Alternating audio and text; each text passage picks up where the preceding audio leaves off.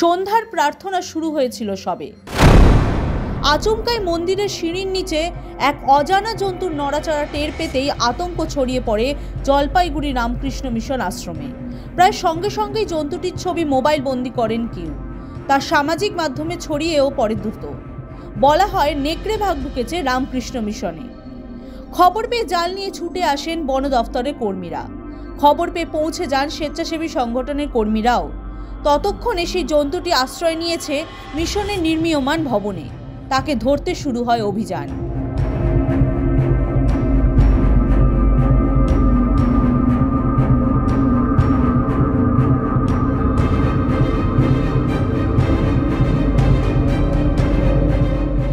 বেশ কিছুক্ষণের চেষ্টায় জাল ফেলে পাকড়াও করেন তারা।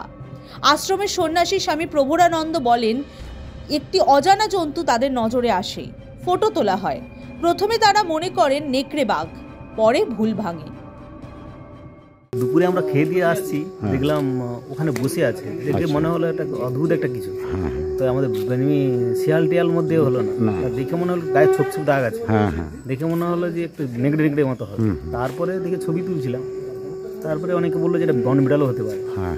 আমরা সংশয় করতে তখন জানালাম, জানাতে এটা ছবি। কাউকে আক্রমণ করেন না, আক্রমণ মুখে তো মাথায় একটা ঘা আছে দেখলাম। ঘটনাস্থলে এসে বিভাগের ডেপুটি রেঞ্জার সুরজিৎ সেনগুপ্ত জানান, এটি একটি পূর্ণবয়স্ক জঙ্গল ক্যাট, তবে মারাত্মকভাবে আহত অবস্থায় রয়েছে। উদ্ধার করে লাটাগুড়ি প্রকৃতি বীক্ষণ কেন্দ্রে পাঠানো হয়েছে। ছবি দেখে তখন বাড়িতেই বুঝতে পারলাম আর কি যে এটা জঙ্গল ক্যাটই আছে। তা আমরা টিম নিয়ে আসলাম। এসে আমাদের এনজিও দুজন ছেলে ছিল, ওরা মিলে এটাকে রেস্কিউ করা হলো। ভালো রকম ইনজিওর্ড আছে, এটা দেখে বোঝা যাচ্ছে। ওই জন্য ও নড়াচড়া করছিল না বেশি, ওই জন্য ধরতে অতটা বেগ পেতে হয়নি। লাটাগুড়ি প্রকৃতি বীক্ষণ কেন্দ্রে বন দফতরের প্রাণী চিকিৎসক ডাক্তার শ্বেতা মণ্ডল বলেন, জঙ্গল ক্যাটটির গায়ে অনেক পুরনো ক্ষত রয়েছে। প্রাথমিক ধারণা নিজেদের মধ্যে লড়াই হয়েছিল। চিকিৎসা শুরু হয়েছে। The world bureau.